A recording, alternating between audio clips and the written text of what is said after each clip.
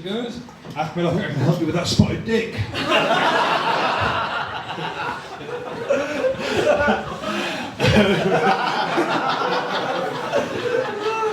Where's James? James, you've been ragged on all night. It's not fair, is it? We're going to continue that theme right now. I imagine, James, when you're in surgery and you're like, what's it, scalping? You're like, oh yeah.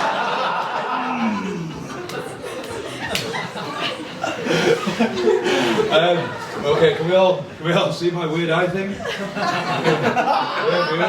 Yeah. You're down in front of laughing at heartless bastards. If you can't see it in the back, that's just like my eye does this weird thing. It just tends to flare up when I'm mid-orgasm. Maybe you should be worried down the front. Coming at you! It's disgusting. Yeah, when my eye does cross over, I can see two of everything, you know, so some people it's a pleasure to see twice. Others, not so much. I'm sorry, dude, you're beautiful. Actually, that's a really fat joke to no, seriously, serious talk now, you're all beautiful in my eyes, guys, but then my eyes are fucked.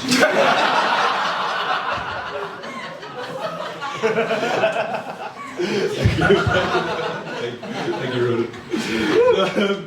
I first became aware of my weird eye thing when I was about 7 years old. I was sat on the school bus, sat at the front where I thought it was safe, and these backseat bastards, they called my name, so I turned around like,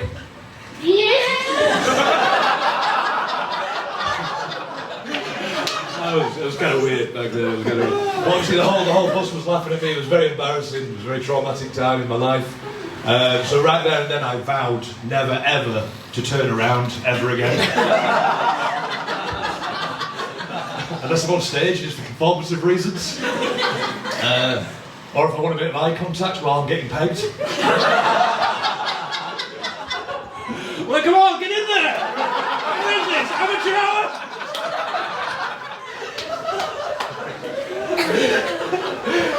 So I talked to my therapist about that traumatic time. Not like pegging women. I talked to my therapist about this traumatic time on the bus quite regularly.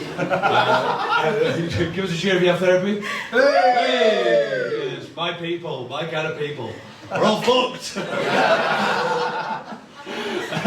But yeah, so I bumped into my therapist the other day. Went straight to the back of him in an Aldi car park. He was not happy. He was not happy. He was so angry, in fact, I had to tell him, I said, Chris, you need to start regulating your emotions a bit better, mate. Start practicing what you preach, yeah?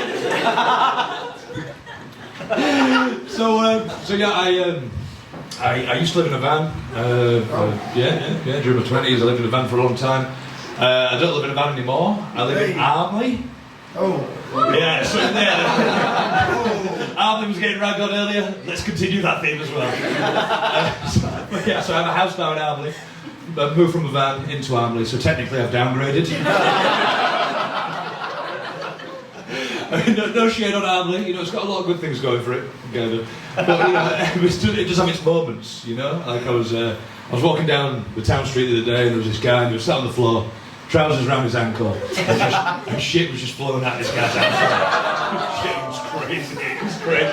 So I went up to him. I said, "Hey mate, are you all right down there, bud?" And he looked at me and he went, "Yeah, I'm fine, thanks. Why?"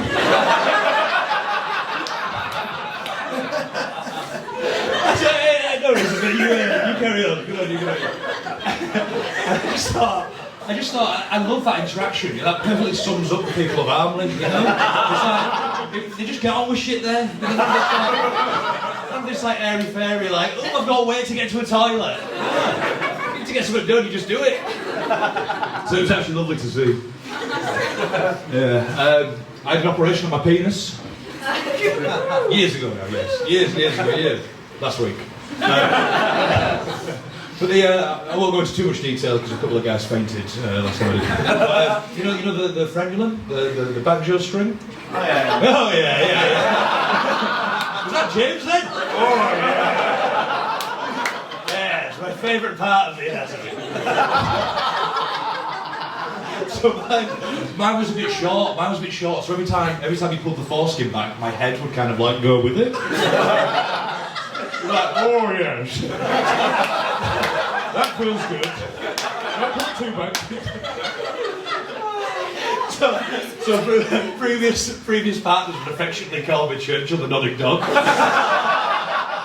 And when they were giving me a hand job, they'd do the voice, they'd be like, oh yes, oh yes. Bastards. But so me and my ex-partner, and then if you pulled it back even further, it'd do like a full-on curtsy. How do you do?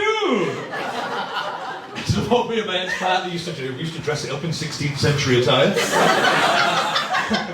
Like the wig and the jerkin and the waistcoat and everything. And then before entering her, I'd have to pledge allegiance to Queen and country. And then by the time I'd undressed it and everything, I'd completely lost my erection, and we were too tired, so we just ended up going to bed. Probably culminated in the breakdown of our relationship. But yeah, I'm single again. I'm back on the apps. I'm getting out there, and it's weird now. It's like girls are crazy these days. There's all these like kinks and fetishes, and I feel like a vanilla Joe, you know, like just a regular Reggie, you know. Like, the naughtiest thing that I do is, I don't know, like probably judge people too quickly. I'm a naughty boy. Oh fuck's sake! I'm just every timer.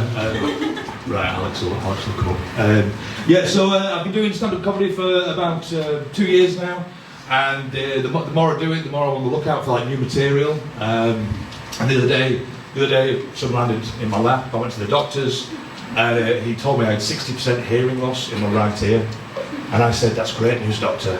And he said, "No, sorry, you must have misheard me." And I said, "Oh, well, you'd have thought that, but I'm actually a struggling comedian, and this is the perfect new material I've been looking for."